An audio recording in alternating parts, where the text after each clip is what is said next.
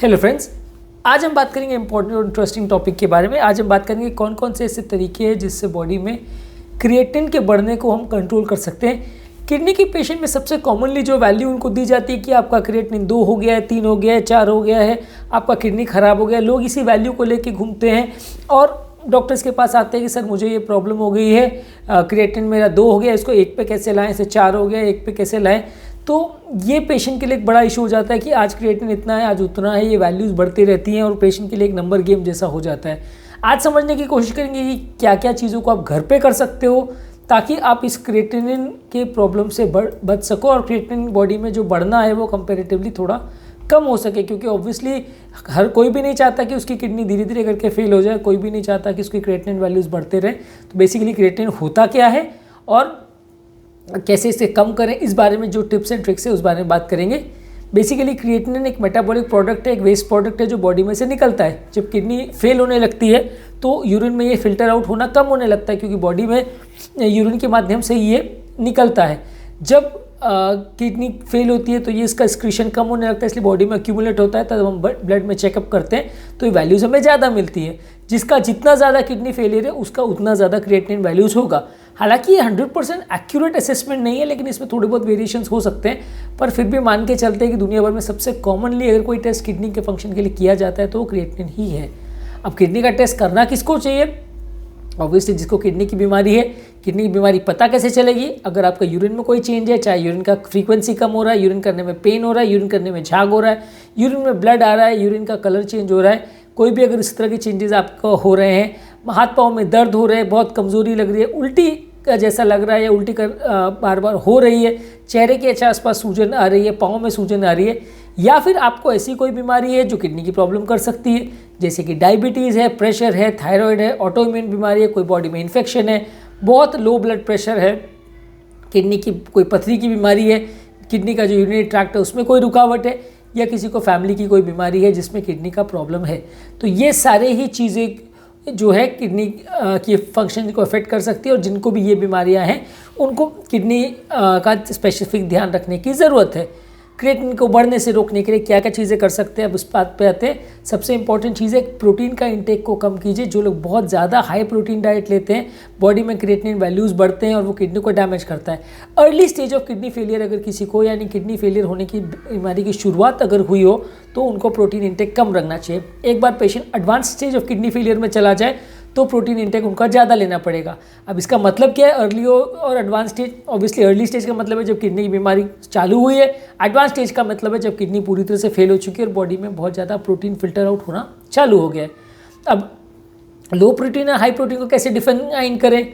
लो protein basically normal protein का मतलब है कि जो रिकमेंडेड है वो 1 ग्राम पर केजी बॉडी वेट डेली का डाइट रिकमेंडेड है। यानी कि अगर आपका वजन 60 किलो है तो आपको दिन भर में 60 ग्राम प्रोटीन खाना चाहिए। 70 ग्राम प्रोटीन है, अगर आपका 70 किलो वजन है, उसी तरह से 100 किलो वजन है तो 100 ग्राम प्रोटीन खाना है। तो 1 ग्राम पर केजी बॉडी वेट आपको डेली खाना है। लो प्रोटीन का मतलब है कि आपको 0.6 या 0.7 ग्राम्स पर केजी बॉडी वेट खाना है। यानी अगर आपका वजन 60 किलो है तो आपको 36 से 40 ग्राम या 42 ग्राम तक प्रोटीन खाना है। अगर आपका 80 किलो है तो आपको मे बी 48 to 54 ग्राम्स के आसपास प्रोटीन दिन भर में खाना है। तो अंदाजित 0.6 to 0.7 ग्राम्स पर केजी बॉडी वेट पर आपको रिड्यूस करना है अगर आपको लो प्रोटीन डाइट रखनी है। बहुत ज़्यादा भी कम नहीं करेंगे, बहुत ज़्यादा कम करेंगे तो प्रोटीन डिफिशिएंसी चालू हो जाएगा, बॉडी में प्रोटीन मिलना ही कम हो जाएगा और उसमें बॉडी में पानी भरना और ज़्यादा बढ़ जाएगा। तो ये भी अच्छा नहीं है। तो इसलिए एक सर्टेन लेवल माना गया है कि 1 ग्राम पर केजी बॉडी वेट के बदले आप 0.6 ग्राम या 0.7 ग्राम पर केजी बॉडी वेट लें। और एक्स्ट्रा प्रोटीन जब लेने को बोला जाए तो उसका मतलब यह है कि 1 से भी ज़्यादा आप लो, यानी 1.2 या 1.3 ग्राम्स पर केजी बॉडी वेट लीजिए। यानी अगर 60 किलो के आदमी का को प्रॉब्लम है तो 70 ग्राम प्रोटीन ले, 80 किलो आदमी का प्रॉब्लम है तो 90 to 95 grams protein per day ले। अब नॉर्मल हमारे डाइट में होती प्रोटीन कितनी है? ज़्यादातर हमारे इंडियन डाइट में वैसे भी 15-20 ग्राम प्रोटीन होता है। इसलिए एज अ वेजिटेरियन डाइट जो लेने वाला इंडियन अगर हम बात करें तो आपको बहुत ज़्यादा प्रोटीन कट डाउन करने की वैसे भी ज़रूरत नहीं, क्योंकि आपके डाइट में ऑलरेडी प्रोटीन नहीं है।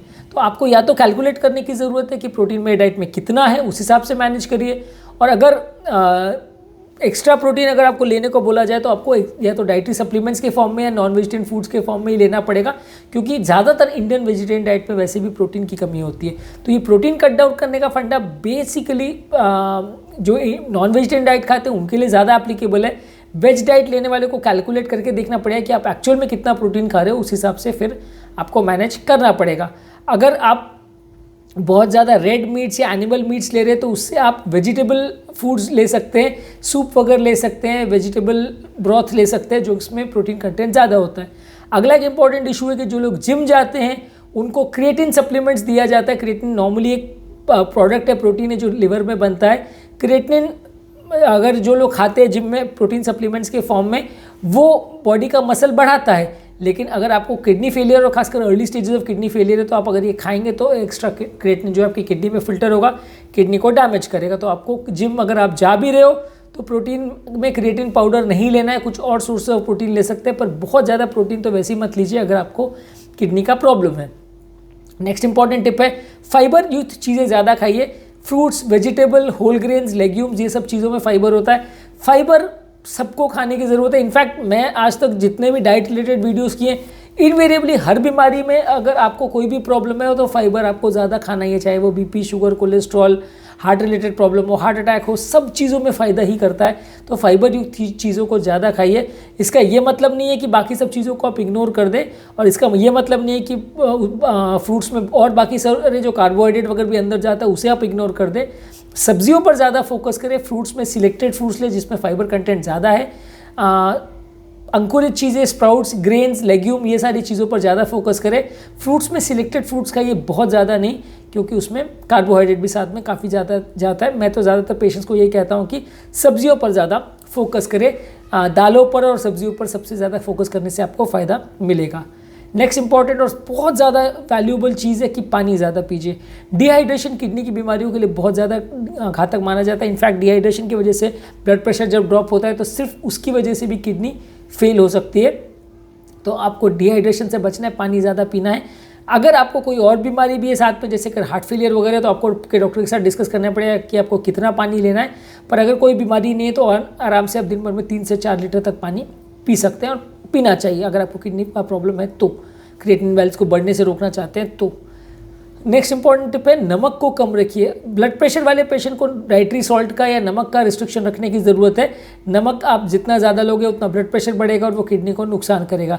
तो नमक को चेंज करने के लिए आप होल ग्रेन्स ले सकते हैं, प्रोसेस्ड अनप्रोसेस्ड फूड्स ले सकते हैं, और कुछ हर्बल स्पाइसेस या फ्लेवर्स ले सकते हैं जिससे आपका फूड में टेस्ट भी बना रहे और खाना आपको बहुत फीका भी ना लगे, लेकिन नमक उतना ज़्यादा बॉडी में ना जाए। नेक्स्ट इंपॉर्टेंट टिप है, over the counter pain killers बहुत ज़्यादा मत लीजिए। पेन किलर्स में खासकर NSAID ग्रुप की मेडिसिन है, जैसे कि कॉक्सिप्स है, जैसे कि नैप्रोक्सेन है, जैसे कि आइबुप्रोफेन है। ये सारी मेडिसिन आपकी किडनी पर नुकसान करती है, इनको आपको ज़्यादा मात्रा में नहीं लेना है। वंस इन ए व्हाइल अगर एक आध बार पेन हुआ तो ले लिया तो चलेगा, पर ये सारी चीज़ें जो है जैसे कि डाइक्लोफेनाक है, इंडोमेथैसिन है, कॉक्सिप्स है, आइबुप्रोफेन है, नेप्रोक्सिन है, ये सारे पेन किलर्स आपको बने जितना कम लेना है। आपको अगर पेन हो भी रहा है, अगर किडनी का प्रॉब्लम है और पेन हो रहा है, तो आप ओपियोइड ग्रुप ऑफ मेडिसिन ले सकते हैं, जैसे ट्रामाडोल, अल्ट्रासेट, इस तरह की चीज़ें ले सकते हैं, पैरासीटामोल ले सकते हैं, लेकिन NSAID ग्रुप की पेन किलर्स को अवॉइड करना, ये हार्ट और किडनी दोनों पर ही नुकसान करते हैं। नेक्स्ट इंपॉर्टेंट टिप है जो कि हर बीमारी में एप्लीकेबल है, स्मोकिंग बंद करना। आपको कोई भी बीमारी है तो आपको स्मोकिंग बंद करने का पड़ेगा। हर चीज़ों को स्मोकिंग एडवर्स इफेक्ट ही करता है। अगर आपने स्मोकिंग बंद नहीं की तो आप मान के चलिए आपकी हेल्दी लाइफस्टाइल हो ही नहीं सकती, क्योंकि हर चीज़ों पर इफेक्ट करता है। चाहे वो एंजियोप्लास्टी के रिजल्ट्स की हम बात करें, चाहे वो बॉडी की बात करें, चाहे वो किसी भी चीज़ की हम बात करें, स्मोकिंग आपकी बॉडी को एडवर्सली इफेक्ट ही करेगा। नेक्स्ट इंपॉर्टेंट टिप है, अल्कोहल को लिमिट कीजिए। अल्कोहल यानी शराब जितना ज़्यादा आप लेंगे आपकी बॉडी को नुकसान करेगा। मुझे नहीं लगता अल्कोहल का कोई डेफिनेट फ़ायदा भी है बॉडी में HDL लेवल्स बढ़ाने के हिसाब से, और इस तरह से लोग बात करते ज़रूर हैं, लेकिन फ्रैंकली मुझे लगता है कि अल्कोहल आप जितना कम लो हेल्दी रहने के लिए बहुत ज़्यादा इंपॉर्टेंट है। किडनी की बीमारी अगर आपको है तो अल्कोहल आपको कट डाउन करने की ज़रूरत है। किडनी के फंक्शन को आपको, अगर अल्कोहल आप ज़्यादा लेते हैं तो वो कॉम्प्रोमाइज़ कर सकता है। तो ये बेसिकली कुछ बहुत ज़्यादा बेसिक टिप्स थे जो किडनी के पेशेंट्स को यूज़ करना चाहिए। इसमें ज़्यादातर काफ़ी चीज़ें तो आपको ऑलरेडी पता होंगी, कुछ नई चीज़ें हैं जिस पर आपको ध्यान देना है, फोकस करने की ज़रूरत है कि क्रिएटिनिन लेवल्स को कम करने के लिए या डाइट में क्रिएटिनिन क्या क्या चीज़ों से बढ़ सकता है, इस बारे में ऑलरेडी हमने वीडियोस किए जो कि अपने चैनल पर देख सकते हैं। इस बारे में और डिटेल वीडियोस भी हम अपलोड करने वाले हैं, तो आप उन पर भी ध्यान दे सकते हैं। ये आज का टॉपिक खाली बेसिक चीज़ों पर था जो क्रिएटिनिन वैल्यूज़ को अफेक्ट कर सकते हैं। यदि इस टॉपिक को संबंधित आपकी कोई कमेंट्स, क्वेरी, सजेशन है, कोई और टॉपिक्स पर आप चाहते हैं वीडियोज़ बनाए, कोई पेशेंट रिलेटेड क्वेरीज है, तो नीचे कमेंट सेक्शन में आप लिखिए, हम उन्हें आंसर करने का प्रयास करेंगे। अंत में मैं डॉक्टर नवीन अग्रवाल तहे दिल से आपको शुक्रिया अदा करूँगा कि आपने इस टॉपिक को एंड तक देखा। जो लोग हमारे चैनल पे नए हैं उन्हें रिक्वेस्ट करूँगा कि चैनल को सब्सक्राइब करें। ऐसा करने से हमें चैनल को कंटिन्यू करने के लिए मोटिवेशन और इंस्पिरेशन मिलती है।